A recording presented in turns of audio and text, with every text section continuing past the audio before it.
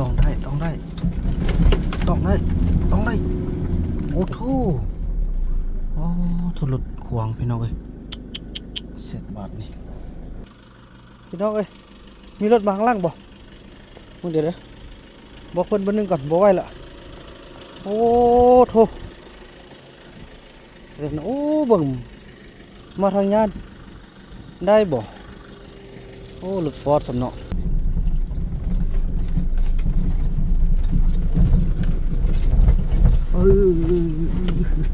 โอเคได้อยู่พี่น้องเลยปลาทูอย่าใส่เล็กซองเข้าไปเอาเลี้ยเอาอย่าใส่เล็กนึงมันจะฟรีถือว่าทำผสมเนาะแล้วมาบนำก็ได้ไปปรึกษาหารือเบียกก็ถือว่าสำเร็จกันแล้วพี่น้องเลยเนาะไปสิอันนั้นเข้าไปนาแวนเข้าไปนาแวนมาไปเบิ้งอันพี่น้องพอตรงเรื่องที่เขาจะเอามาเลี้ยงอันได้เช้าปลายปีแล้วเพิ่นบ่มีบนอยู่แล้วก็โดยเอาคำน้อยไปนำ พอดีเพิ่นก็กำลังเลิกการเนาะพี่น้องเนาะพอบ่าวบ่นำก็เข้าไปโอลมเรียกอยู่ขนาดเป็นที่เรียบร้อยแล้วพี่น้องไปขอบใจ FC ผู้มีน้ำใจแบ่งปันเหมือนฟ้าบันดาลให้สร้างรายการนี้มาช่วยเหลือคนทุกข์คนจนหรือคนด้อยกว่าด้วยแห่งศรัทธาบุญนำพาได้มาร่วมทาง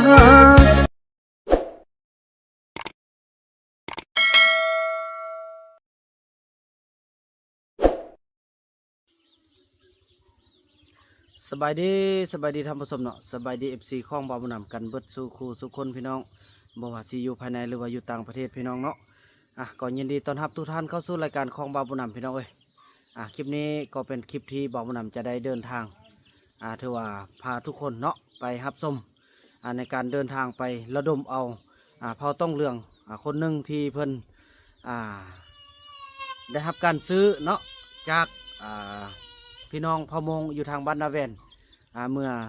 20 ปีกว่าที่แล้วหรือว่า20 ปีกว่าที่แล้วเนาะถือว่าตอนนี้เขาเจ้าก็ต้องการความช่วยเหลือเนาะต้องการที่อยู่อาศัยเพราะว่าบ่มีบอนที่อยู่อาศัยเซาลี่อาจจะไปเวียกกันเด้อพักกันให้เวียกท่าเด้อส่วนเซาลี่กับเบาไล่กับมันสืบต่อเสียยาคาหุ้นท่าพี่น้องเนาะในการพัฒนาพอตรงเรื่องเฮาพี่น้องเอ้ยบ่าวบุญนำจะสู้ให้คนนี้ได้มาอยู่นำบ่าวบุญนำให้ได้เนาะเพราะว่าตอนนี้ก็ถือว่าบ่มีบอนอยู่เลยพี่น้องเนาะถือว่าบ่มีสมนุครัวบ่มีเฮือนอยู่เป็นของตัวเองก็ถือว่าไปเฮ็ดเวียกอยู่เฮือนหลังนี้เขาเจ้าให้นี่ไปทางอื่นกับไปจังซั่นเลยพี่น้องเอ้ยเนาะให้เขาเจ้าให้ไปอยู่ป่ากับบ่ไปพี่น้องเอ้ยเนาะแม่นอยู่เขาเจ้าเป็นพ่อต้องเรื่องเผ่าพันธุ์ของเขาเจ้าเกิดมาอยู่ในป่าแต่ว่าเขาเจ้าลืงกับธรรมศาสตร์อยู่บ้านเฮาแหละพี่น้องเอ้ยเนาะฉะนั้นเพิ่นก็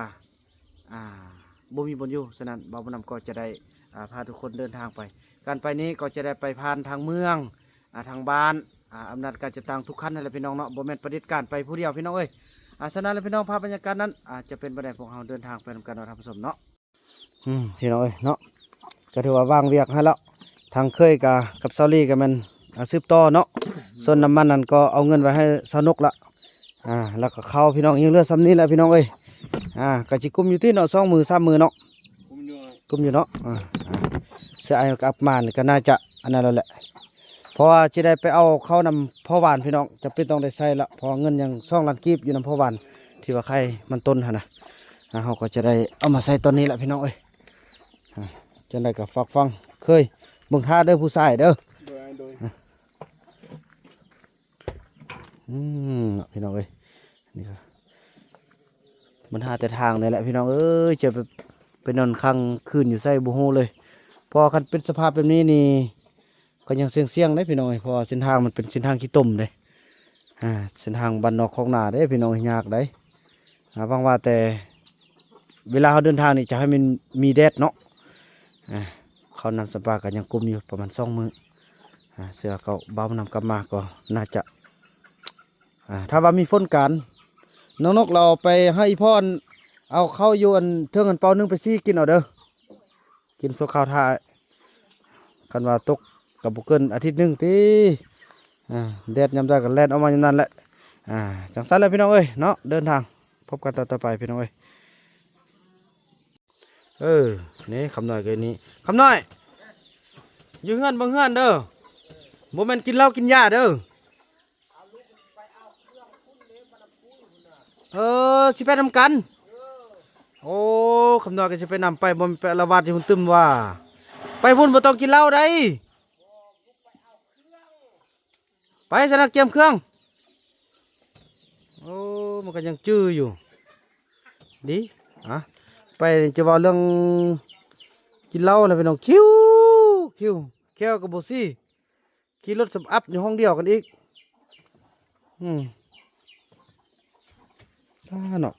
ไปด้นเนี่ยมันมองเลาะกินเหล้านะโมนี่เว้ยเบิ่งจิลมก่อนให้พี่เอาบ่ไหวพี่น้องเอ้ยเฮาไปเวียกบ่แม่นว่าไปย่างตั้งบ่หรือว่าคันอยู่กับยานอารวาสยานเขายานเนาะอยู่ในบุเรือแหละหรือเอาไปบ่เอาไปก็เอาไปเบิ่งแย่งเอาเด็ดขาดบ่ให้กินเหล้ากินยาแหละไอ้บุอยู่เลยไปแล้วนี่น่ะบุเรือแล้วยืนท่าเด้อลูกไปเอาอันผู้บ่าวก่อนเด้อมาคันมักแล้วให้เอาเด้อขันมักนะเด้อ แล้วเบิ้งอันน้องเบิ้งเขาอยู่ของกินหาเพิ่นเด้ออดทนเอาเรื่องเอาบุญนั่นละน้องเอ้ยอันกบไอ้เกลือแล้วเด้อแล้วเนี่ยใกล้ฮะนะเกลือแต่ต้นเสากับต้นแรงเด้ออยู่สุดเสื้อต้นซ้วยพอมันเฮาเอาข้าวสั้นเกลือแล้วมันเปลืองย้อนเนาะเอาเกลือใกล้เด้เอาแต่ต้นเสาแล้วก็ต้นแรงต้นซ้วยบ่เกลือเขาจะหากินตามป่าตามอันนี้เอาคือว่ามีกินเม่นๆเลยอยู่วันนี้ไม่น่าเป็นน้ำเครื่องในตี้เนี่ยนะฮะแม่นขี้สะบอนตี้ตัวอะไรยิ้มอีกพี่น้องเลยคำน้อยไว้ได้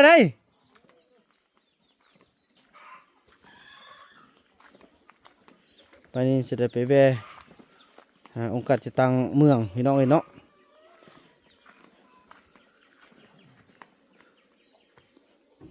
ไปแล้วบ่ต้องกินเหล้าเด้อคำน้อยเด้อลูกไปเนี่ยชื่อโคมได้ดอกลูกไปคุณแหนจิรถนี้ไปนานหมดเลยบุมาพี่มาโอ้น่ะไปเอาเครื่องใส่เอาเครื่องอยู่บนป้าพุ่นนะ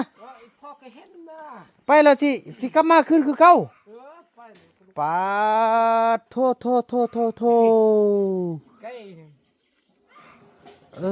คำน้อยเดี๋ยวจะได้สิย่างไปฮอดพุ่นน่ะบ่มีรถก็ไปแล้วก็อัดไปหันแล้วก็ขี่ไปน้ำพุ่นเนี่ยไปบอกน้ำข้าวเอาเครื่องก่อนใส่นั่นแหละใส่หมกซิบเด้ลืมหุดซิดนะนึกก็เห็นละดงหันไปยาสูบยาสลดไอ้เม่นนะเฮ็ดซะได้บ่ฮะก็สูบไปนี่นะสูบคือเก่าตัวเองกันได้ขี่รถอย่านั่งข้างนอกได้บ่นั่งนอกเนาะสูบยาน่ะแม่นแหละบ่ไหวแล้วโอ้โทสิตายแล้วเป็นพยาธิย้อนแหละเด้ออันนี้ไปได้บ่จักชั่วโมงละเช้านี้ไปหาแล้วได้อึดๆอัดๆอยู่นี่บ่ไปจักเทื่อมันจักโมงแล้วตอนนี้น่ะเบิ่งตอนนี้8 โมงไป8 นาทีพอดีฮอดโมงเฮ็ดเวียกเอาเด้อเคยเด้อให้เดินทางก่อนจังซั่นพี่น้องเอ้ยเนาะคำน้อยนี่หั่นนั่งนอกก่อนบ่ได้นั่งในมันคิวเราต้องได้ใส่บทลงโทษเขาได้พี่น้องเอ้ยบ่ไหวอันใดก็เพราะอันใดจะได้นี่แหละได้ครอบแต่ละคนไม่เท่ามีไอ้ย่องลูกอยู่บ้านน่ะมันอันเขาอันไม่ย่านี่เด้ออีพ่อจะไปเอาไอ้ส่งเด้อลูกบ่ต้องไปป้าเด้อบ่ต้องไปป้าอยู่บ้านนี่ลูกหรือว่าลูกสิไปอีพ่อไปบ่ไปเนี่ยพ่อก็ขี่รถเลยเขาก็เอาเครื่องไปล้างหน้าเถอะเครื่องลูกเด้บ่ทันล้างก็ได้ไปลูกกินข้าวแล้วเนอะไปซะนะไปเลยก็ได้เกือบลูกเด้เกือบลูกเด้เกือบลูกเด้ เออเกือบลูกอยู่ใส่ได้เสื้อเกือบก่อนเขาเข้าในเมืองเลยลูกน่ายเขาไปมาเอาเลยไปเอาเกือบแล้วไปเอาพ่อลูกอยากไปหรือบ่อยากไปบ่อยากไปคันบ่อยากไปก็บ่ไปบ่ได้บังคับสั่นบ่ต้องไปเลาะป่าเด้ออยู่นำแมลี่อยู่นำมันแม่นกเด้อไปซะนะไปเฮานะเบิกเราคือสิแบบบ่อยากไปปานใดเนาะแบบอยากไปอยู่ในสภาพที่แบบบ่ใส่เกือบใส่หยังหั่นนะแบบบ่รู้อยู่หยังหั่นนะเด้ออีพ่อไปเวียกกันเด้อบ๊ายบายบ๊ายบายเด้อบ๊ายบายบ๊ายบายบ๊ายบายอยากไปนำจังสันเลยพี่น้องไปเดินทางขอบแต่ละคนบ่ลูกอยู่ในแม่อยู่ในแม่อยู่ในแม่อยู่ในแม่อย่าไปเวียกลูกติ๊กเอ้ยติ๊กตื่นแล้วบ่ป้าโถแน่ไอ้สิป้าเอาไอ้ส่งก่อนเด้อคันมาแล้วคันผู้งามแล้วคันมักแล้วแกว่ามักเด้อเราโมตัวจริงอย่ามาทวีทำบ่ว่ามักเถื่อเขานำมาเฮาเบิ่งโอ้มันบ่เฮ็ดเวียกบ่บ่กินเหล้าบ่เนาะอยู่เฮิงเบิ่งก่อนเนาะต้นก่อนเขาโอ้ดีแหละจริงว่าน้องฮักสิมักแล้วก็บอกไอ้อีนู่นไอ้ถามแล้วบ่บ่เอาน้องน่ะบ่เอาแหละว่าซั่นถ้าน้องจะเอาพักเอาเยอะหัวซั่นแล้วน้องก็บ่เอาที่อีนู่นน่ะอันนั้นค่อยว่ากันเนาะเด้ออยู่เฮือนท่าไอ้นกเด้อนี่เด้อก็ว่ากันฝนบ่ตกกับมันสิมามื้ออื่นอันนั้นเด้อแม่ลูกไปเอาลูกไส้อีแม่เด้ออันซื้ออีส่งเนาะแม่นแท้เด้อได้ยินเขาว่าอีส่งเนาะลูกแต่ว่าเบิ่งนั่นแหละก็ไปเบิ่งก่อนเด้อแน่เบิ่งร้านเด้อบ่หาร้านไปป่าเด้อติ๊กคือกันเด้อบ่ต้องไปป่าช่วงนี้มันฤดูฝนขี้ยานมันยุ่งแล้วก็มึนได้บุญรอดเด้อบ๊ายบายเด้บ๊ายบายนั่นนี่โอ้ไปนั่นแหละพี่น้องเอ้ยขอบแต่ละคนละเข้าใจกันแล้วเนาะเดินทางกันไอ้นะคำน้อยขึ้นลังรถไปบอกกันอยากซุบยานะมาขึ้นนี้หัวหน้าเอาเหมาะสมแล้วไปขึ้นทางล่างหุ่นขึ้นล่างยาบ่ต้องทับแก้วรถคือมือนันเด้อทับมันนันมุนเบิดโอ้ทับมุนมดโอ้ยดูต้นบุญมีเลยลูกเอ้ยขอทนนะลูกนะอีพอสู้ทุกอย่างเพื่อให้อนาคตของลูกเอ้ยคนเอาบ่ตายหรอกลูกเนาะกันเอาบ่สู้เนาะสิตายลูกเอ้ยจังซั่นพี่น้องเนาะพบกันต่อไปพี่น้องเอ้ยพี่น้องแล้วเบานำได้เดินทางมาฮอดนี่พี่น้องเอ้ยเนาะได้เห็นคนนึงพี่น้องแบบลูกเตาย่างเกือบบ่ใส่พี่น้องเอ้ยเนาะเนี่ยเบานำจะกลับคืนไปถ้ำก่อนบางเทื่อเพิ่นต้องการข่มสิเรือบ่อย่างต่างเนาะอันนี้แหละพี่น้องเอ้ยเห็นแล้วก็ต้องช่วยกันไปพี่น้องเป็นผู้หญิงพี่น้องน่าจะบ่มีโทษบ่มีหยังเด้เนาะ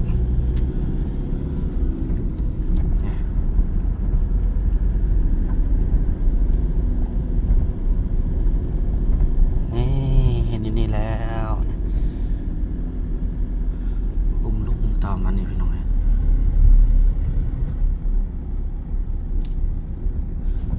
นี่บ่ใส่เกิบนะลูกเต่าบ้าง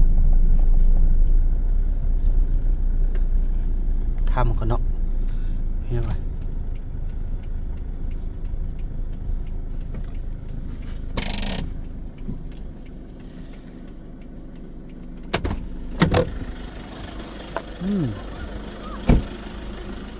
โอ้เพิ่นสิไปยัง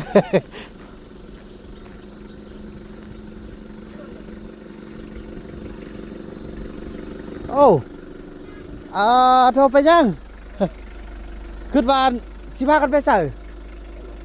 หน้ากองเป็นพ่อแม่ลูกกันโอ้ขึ้นวานอะไรจะมาท่ามันคือว่าสิไปทางใดสิเนี่ยสิไปใส่ไปส้นกล้วยพุ่นลูกแต่ใส่มาไงบ้านยังฮะลุงเขาบางพุ่นนะโอ้โชคดีเด้อโชคดีไอ้โชคดีđờiพี่น้องแค่เจอแล้วเพิ่นก็ต้องการความช่วยเหลือได้ไหมเป็นลูกพี่เตาเนาะ พอดีคันนี้เพิ่นเห็นก่อนคือว่ามาแต่แขวงลงประบางพี่น้องแขวงเกิดเบาบ่นำเพิ่นแหละเพิ่นก็อันนั้นพากันไปรับจ้างบ่มีเกิบบ่มีหยังเลยพี่น้องเอ้ยโอ้ลูกซ่องลูกซ้ำพุ่นพี่น้องเอ้ยเนาะไอ้คำน้อยนี่ขัดฝนตกหลายๆก่อนที่เอาเข้าไปนั่งพี่น้องพอซุบยา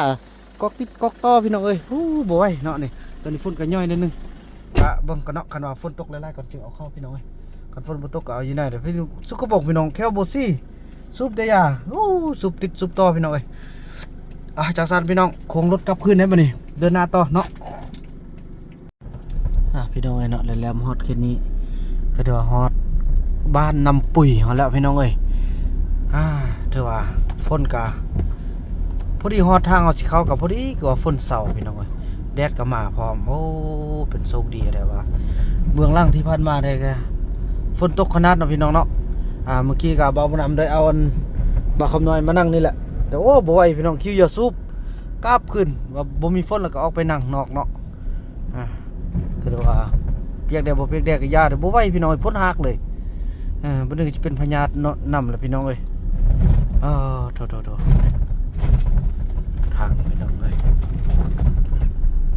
เฮาต้องได้อยู่รถทางแห้งนิดนึงที่เข้าไปถ้าว่าไปตอนนี้แท้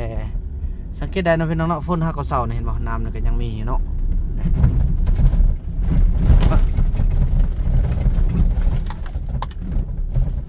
นี่พี่น้องเอ้ยคุณน้ำเต็มเลยมันก็จะตักมันเนาะ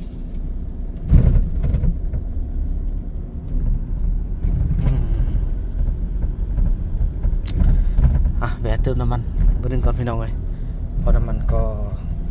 ยังเครื่องถังเนาะก็จะได้เติมไว้เติมจาก500,000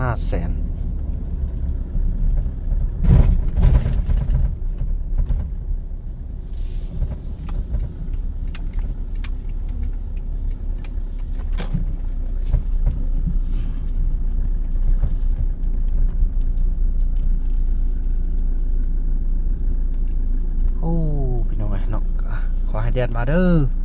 ให้มันเดินทางไปฮอดมื้อนี้เลยซะบ่อยากนอนพี่น้องเอ้ยแต่ว่าฝนก็ยังบ่ทันเซาดีแท้ๆพี่น้อง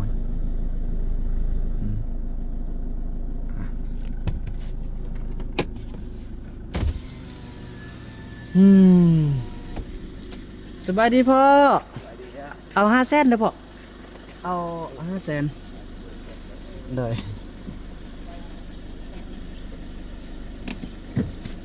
เอาสั้นๆเลยพี่น้องเนาะพี่น้องเอ้ยแล้วเขาก็มาฮอดนี่พี่น้องเนาะนี่พี่น้องเอ้ยบนปิงตูนเนาะจะได้ซอกกินปิงตูนก่อนแล้วก็มาเห็นแม่เฒ่าอันนี้เฮาพี่น้องขึ้นฮอดแล้วแม่เฒ่ากูนี่นะพี่น้องเอ้ยเนาะบ่ได้เบิ่งเลยอยากฮอดเลยพี่น้องเอ้ยเนาะสิพาคำน้อยซอกกินข้าวกินน้ำก่อนพี่น้องเอ้ยข้าวกินน้ำแล้วก็จึงเข้าไปทางนาแวนกันเนาะเขาใส่บ้าบ่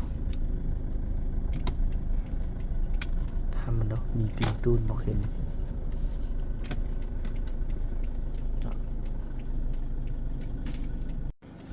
พี่น้องแล้วเราก็จะได้แวะกินข้าวกินน้ำก่อนเนาะข้าวกินน้ำแล้วก็เดินทางต่อฮอนนี่ก็10 โมงไปพี่น้องเบิ่งพอจะได้เข้าอันยังเนาะ10 โมงไป11 โมงครึ่งเขาจะเลิกการเนาะพอจะได้เข้าไปสำนักงานเมืองเนาะสำนักงานเมืองเพียงพอไปปรึกษาหารือแล้วก็ขอคำให้นำจากทางท่านเจ้าเมืองแล้วก็ทางท่านทวนเนาะก็คือทางหัวหน้าประธานแนวเราสร้างศาสตร์เมืองเนาะแล้วค่อยว่ากันพี่น้องเอ้ยตอนนี้ต้องพักผ่อนกินข้าวหน่อยนึงก่อน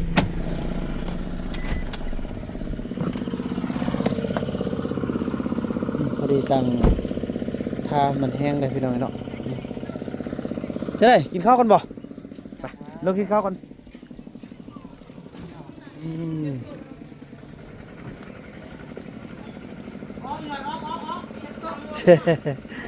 โอ้มาคำน้อยมาเลือกเอาดูกินปิ้งยังคำน้อยมาเลือกเอา โอ้เก็บผ้าพอมาเนี่ย เออ เก็บผ้าพอไหม เอาตัวใดกินตัวใดกินตัวใดตัวนี้ โอ้นั่นน่ะค่ายปีนเลย อ่า เนี่ย เออ ตีแยกกันนะตีแยกกันรัดเก่า ได้สิอย่าตะละก้อนบ่นี่ อ่า เอาตัวเนี้ยเพิ่นได้อ่ะแล้วกินข้าวอีกนี่ก็ได้มีไข่ข้าวพร้อมจื้ออ่ะ โดย โอเคไปเอาตัวใดเต็มเอาเลือกเอาตัวนี้เนาะคำน้อยเอาตัวนี้เพิ่นอยากกินตัวนี้ อันนี้หมูลาดหมูผัดนี่ อันนี้วะหมูหนัก หมูลาดนี่ โดยมันน่ะ อันไส้ก็ไส้หมูลาดนี่ แม่นแม่น เอาไส้หมูนี่แกซั่นนะกะ เอาตีซ้ำสันน่ะ เบิ่งซ้ำสันเอาจากอันหนึงก่อนบ่เอาตัวบ่ทาซี่ได้บ่ ใช้ฟักต้องเล่นหน่อยว ะ นั่นแหละน้ำซับสิได้ เอาซั่นโอเคเอาซ้ำอันนั้นพอละติเอายังเต็ม โอ้แล้ว เอาละไปนั่งโต๊ะก่อนไปนั่งโต๊ะก่อนนั่งโต๊ะก่อนเนาะนั่งเลยพุ่นนั่งบนนั้นก็ได้จังสั้นเลยพี่น้องเอ้ยกินข้าวกินน้ำแล้วพบกันต่อไปเนาะถือว่ากลับก่อนเด้อเดินทางต่อก่อนเพราะว่ากินข้าวกินน้ำคำน้อยเขาไปนั่นแล้วเดินฮอนมานี่หน่อยไหมเพราะว่าเพิ่นยักสูบยาพี่น้องบ้านะว่ากันสิขี้รถทางหน้าเราบ่ต้องสูบยาเพิ่นหาไปซื้อยาเพิ่นอยากสูบยาอดเอาเนาะเพื่อขี้บนบ่ถึกแดดเนาะไปขึ้นไปสักกับเจ้านายไปขี่รถก็มีคนเปิดคนขับขี่เนาะเด้อขับก่อนไม่เท่านั้นบ่ได้ไปลิ้นเพิ่นขึ้นฮอดเพิ่นไปพี่น้องเมื่อกี้ก็พอดีบ่าวนำก็ได้ไลฟ์สดทางบ่แม่นไลฟ์สดพี่น้องไทยทำทางFacebook เนาะก็มีทางคันเทิงเพิ่นก็เห็นเนาะก็คือทางกรมชลเผ่าเนาะพี่น้องเนาะเพิ่นก็บอกว่าไหนเพิ่นว่าพาคำน้อยไปหาน้องสายได้ข้อมูลใดช่วยบอกข่าวให้พ่อได้เด้อเนาะอันนี้คือทางพ่อสิ่งเรื่องวิหารเนาะกับทางห้องกรมชลเผ่าพี่น้องเอ้ยเนาะห้องกรมชลเผ่าเพิ่นผู้ที่ลงมาวังปีกายปีก่อนพี่น้องเนาะผู้ที่ลงมาแล้วก็นำเอานานาจิตใจขึ้นไปพัฒนาอยู่สภาแห่งชาติเนาะแล้วก็ทางกำหนดเอานามสกุลของพ่อตองเรืองเป็นนำสว่างพี่น้องเนาะจังสั้นพี่น้องเฮาเข้าไปปรึกษาหารือเวียคันแล้วก็ออกไปทางนาแวนต่อเนาะพี่น้องเนาะไปเลยกันก่อนเลยพี่น้อง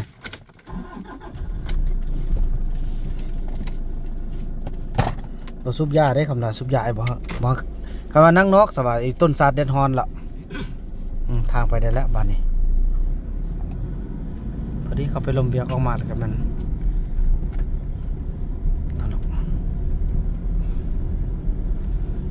นี่แหละพี่น้องเอ้ย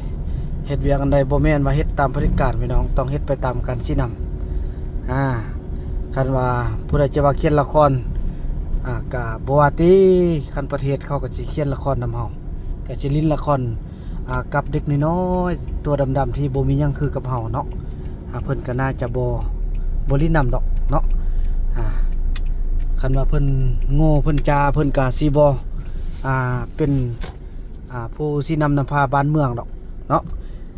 แท้จริงแล้วโง่จาก็คือผู้ที่มันเว้าหั่นแหละเนาะตัวเองเฮ็ดบ่ได้แล้วก็แม่นเว้าให้ผู้อื่นโง่จาที่สุดอันนี้เป็นห้องกันทางเมืองเนาะเราก็จะได้จอดรถไว้บางซอกบนจอดไว้แล้วก็เข้าไปโอ้ลมเรื่องงานกันพี่น้องน่าจะไปจอดคนละเนาะ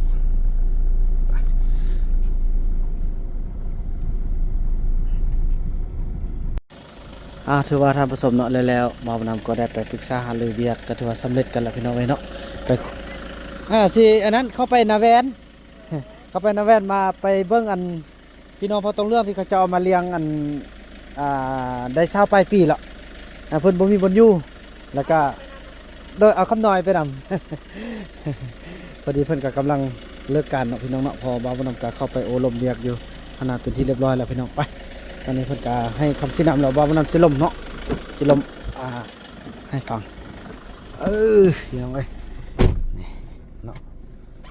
อืม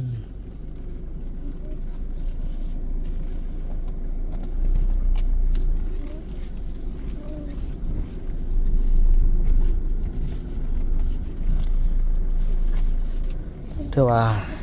โอ้พี่น้องเอ้ยหนักแน่นเพิ่นชี้นำเนาะเพิ่นว่าการช่วยเหลือนี่เราต้องมีการที่ว่าป้องกันต้องมีการเซฟทุกอย่างพี่น้องบ่ว่าจะเป็นห่างเสียงจากภายนอกเนาะบ่ว่าคือว่าแหละพี่น้องเอ้ยพอต้องเรื่องกะแบบว่าบ่มีไผจะเชื่อแบบอิหยังต่างใดนะพี่น้องเนาะเมื่อกี้บ่าวนำก็เข้าไปนี่แหละพี่น้องเอ้ยเนาะก็ปรึกษาหรือเพิ่นแล้วก็ได้ออกมาเพิ่นก็ให้ข้อสินำหลายอย่างต้องสำคัญก็คือเบาบุญนำพี่น้องเนาะโอลมกันไปเลยสำคัญคือเบาบุญนำต้องได้ไปสัมผัสตัวจริงไปสืบถามเบิงว่ามีมูลความจริงบ่เก็บกำรายละเอียดเก็บกำสถิติเก็บกำข้อมูลการความต้องการของเขาเจ้าเนาะพาเขาเจ้ามาเบิ่งพี่น้องเนาะพาเขาเจ้ามาเบิ่งว่าโอ้คันเขาเจ้าว่ามักคันเขาเจ้าว่าอยู่ได้แล้วค่อยว่าเนาะเพิ่นว่าอันที่หนึ่งค่อยมาแล่นบัตรแล่นใบเนาะเอาใบคำฮ้องใบยังยืนที่อยู่ใบฮับใบส่งพี่น้องเนาะยังต่างใบฮับพลเมืองคันว่ากรณีว่าโอ้มาแล้วผู้เกี่ยวหันบ่อยู่ผู้เกี่ยวบ่มักก็จะมันให้ทางกระทึงเป็นผู้จัดการนั่นก็คือก็จำเป็นเลยพี่น้องก็ซ้ำกับการบังคับเลยเด้ในบ้านนาแวนพี่น้อง27กิโล27กิโลก็ถือว่าคันบ่มักเนาะมาเบิ่งแล้วบ่มักก็จำเป็นเจ้าสิอยู่ไสให้อยู่ป่าเจ้าก็บ่ไปอยู่บ้านเจ้าก็บ่มีสมุนครัวตัวเล็กอีหยังต่างหั่นน่ะเป็นคนที่ป่าเป็นคนที่เถื่อนเป็นคนที่ผิดกฎหมายเนาะฮอดคันว่าบ่าวผู้นำไประดมว่าบ่ได้แล้วก็แม่นมอบให้คันเทิงเป็นผู้นำส่งเนาะบ่าวนำก็จะได้ค่อยว่ากันพี่น้องเอ้ยเนาะเพราะภาครัฐกันเทิงเพิ่นก็เชื่อมั่นในการชี้นำของบ่าวนำเนาะบ่าวนำต้องชี้นำแล้วก็นำพาแล้วก็โอ้ลมน้องส่งคนนี้เฮาได้เพราะว่าเฮาบ่ปะบ่ทิ่มให้เผ่าหนึง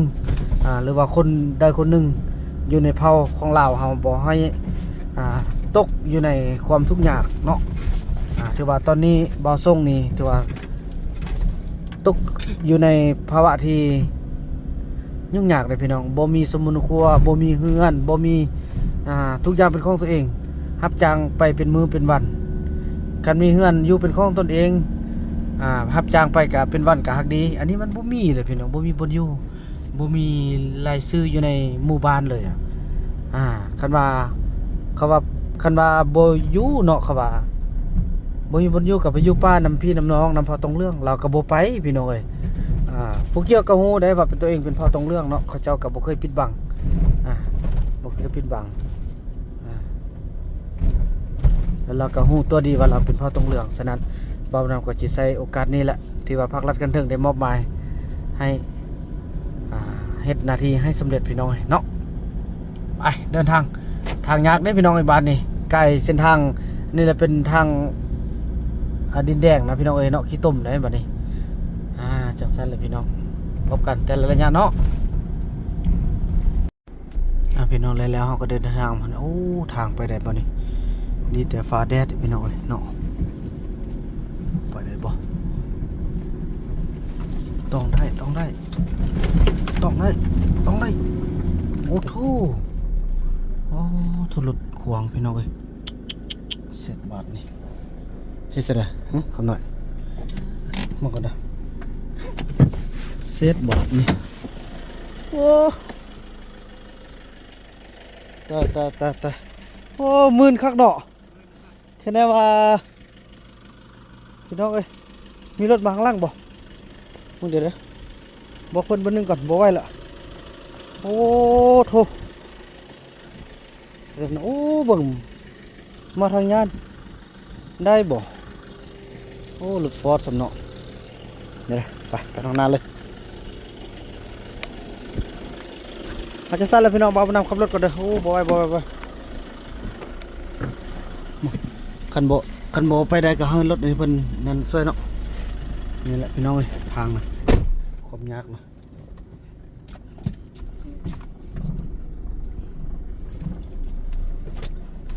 ขึ้น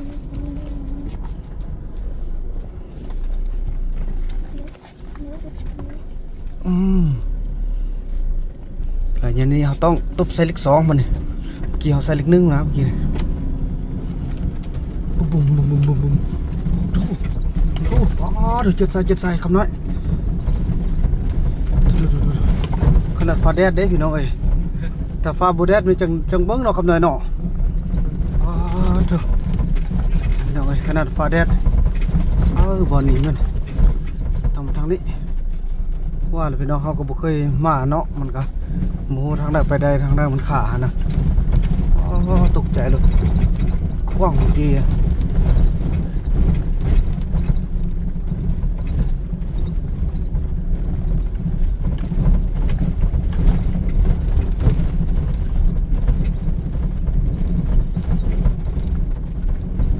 เซลึกนึงเด้เมื่อกี้นะ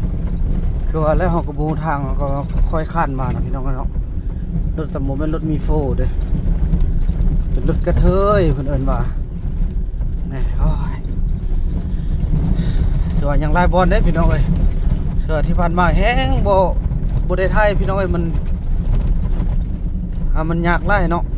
ก็เลยถ่ายเป็นบางช่วงจังซี่แหละความยากนะพี่น้องเอ้ยเดินทางพบกันต่อไปเนาะพี่น้องเอ้ยแค่ได้แต่ฟ้าแดดเนาะแล้วก็มีรถฟอร์ดแป้งไปก้อนบอลนี้นะแม่เขาเจ้าทุยไปก้อนนี่นี่เขาเป็นฟาดฝนตกนี่มาบ่ได้แท้ๆพี่น้องเลยถ้ารถมีโฟแท้มาได้เนาะนี่เป็นเส้นทางที่ทุรกันดารขนาดพี่น้องเลย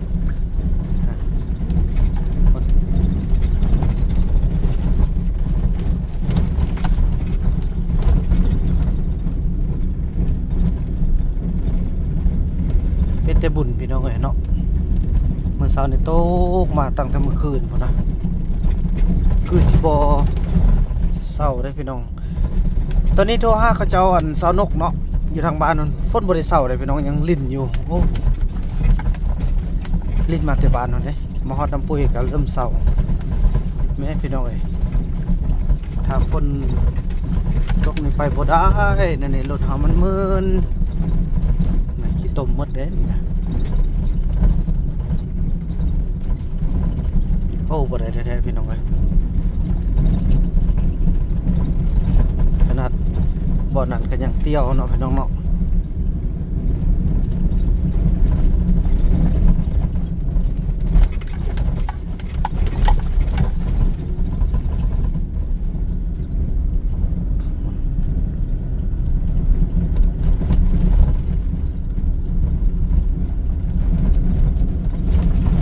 คำหน่อยสิย่างไปเอาหนึ่ง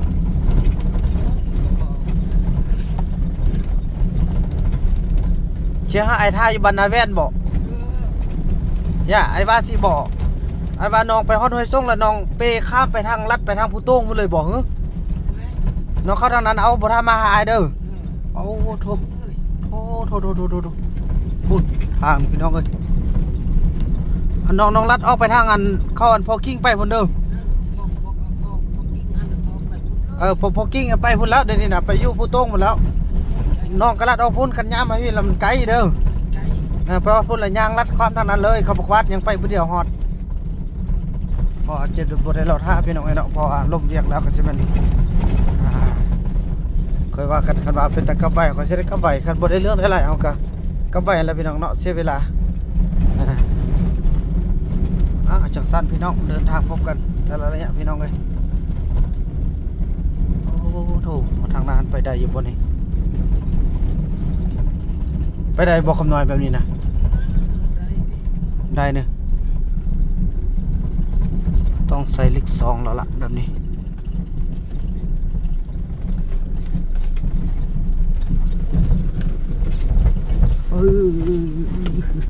โอเคได้อยู่พี่น้องเลย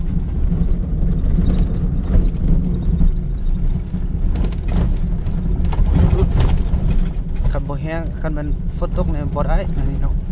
อ้าวกูอยากไปตึกแล้วอ่ะเฮ็ดอันใดวะค ำน้อยว่าอยู่วะอย่าซอยมันเชือกเขาแคมทานเลยก็แล้วพี่น้องเลยเนาะเชือกเขาแคมทานแล้วมันมีเรื่องรถโบมีโฟนเป็นตีนเดียวซื้อ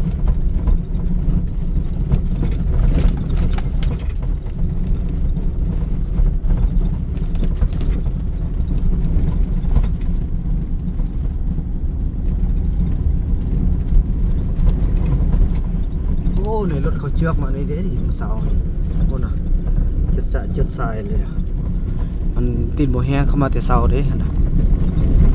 เอาไปแต่บุญพี่น้องเลยเนาะไปแต่บุญอีหลีเนี่ยนี่เบิ่ง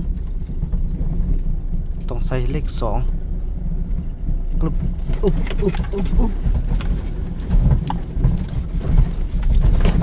อ๋อมื้อนี้ปุ๊บไปปุ๊บมาแล้วนี่บ่อยู่บ่นี่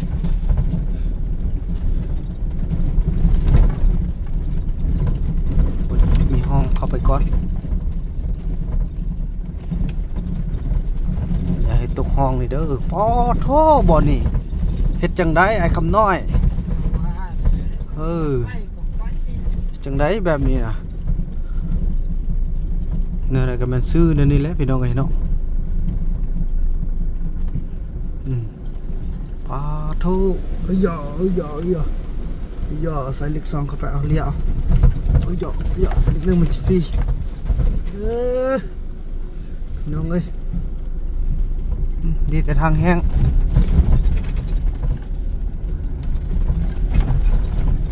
โอ้ตีมันยังมื่นเด้เนาะออกจากนอกมาไหมฟัดเลยถ้าฝนตกนี่ออกมาบ่ได้แท้นี่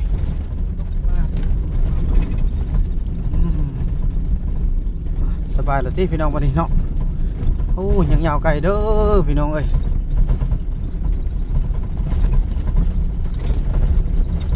ปัดท่อทางหน้าพุ่นเหรอ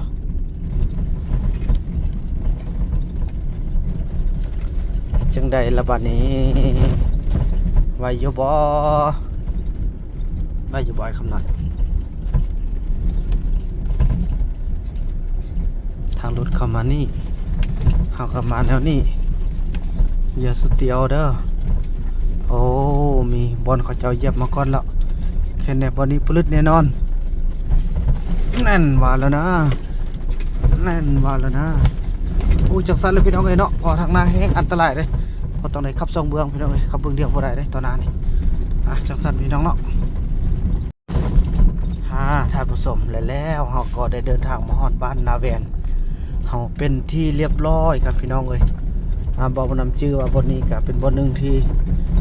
เป็นบนสุดท้ายเนาะก่อนจะไปฮอดบ้านเนาะถือว่าทางโหดพี่น้องเอ้ยก็สิบ่พอหายแหละแต่ว่ามื้อเช้านี่โหดได้นี่เนาะแต่ว่าเฮาก็จับมันคุมได้แต่คุมได้พี่น้องเอ้ยโอ้โธ่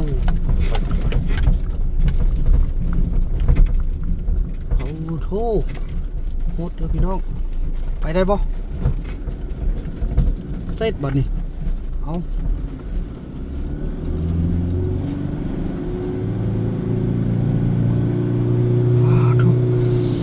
ตัวเดียวอีกแล้วเดี๋ยวแล้ว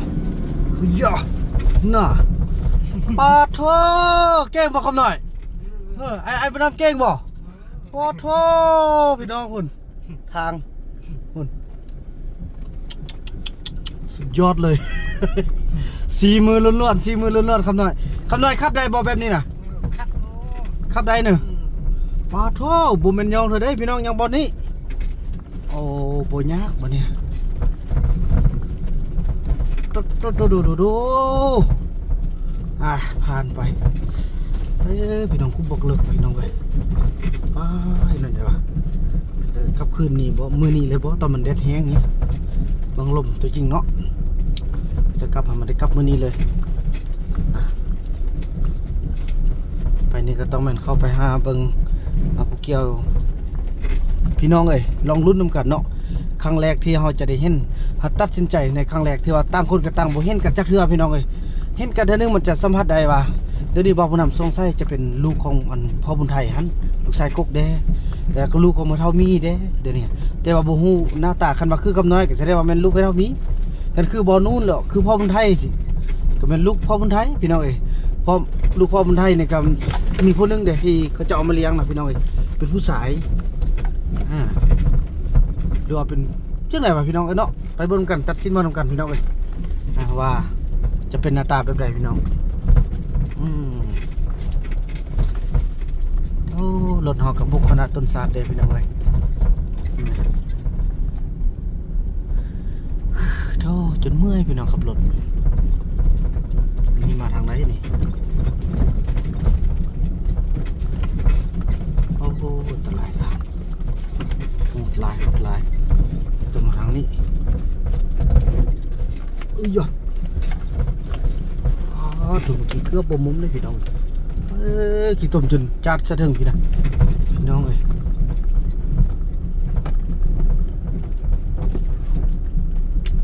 ดูโอ้ถอยแม่คอยทางพี่น้องเนาะถือว่าบ่าวบ่นำก็จะขออนุญาตจบคลิปซ้ำนี้ก่อนเฮาโทรหาเบิ่งว่าเขาเจ้าอยู่ไสเนาะว่าเฮือนหลังใดอีหยังต่างๆว่าอยู่เขตใดพี่น้องเอ้ยบ้านใหญ่เด้บ้านนาแว่นนี่แล้วก็โอ้ลมกันเบิ่งแล้วก็เตรียมลุ้นคลิปต่อไปเด้อพี่น้องว่าหน้าตาจะคือผู้ใดแล้วจะแม่นคือแม่เฒ่ามีบ่หรือว่าคือพ่อบุญไทยพี่น้องเอ้ยเนาะหวังว่าเขาจะเป็นทายาทของพ่อบุญไทยเนาะคลิปนี้บ่าวบ่นำขออนุญาตจบคลิปกันซ้ำนี้ก่อนพี่น้องเอ้ยแล้วพบกันใหม่ในคลิปต่อไปเด้อคลิปนี้บ่าวบ่นำขอกล่าวคำว่าสบายดี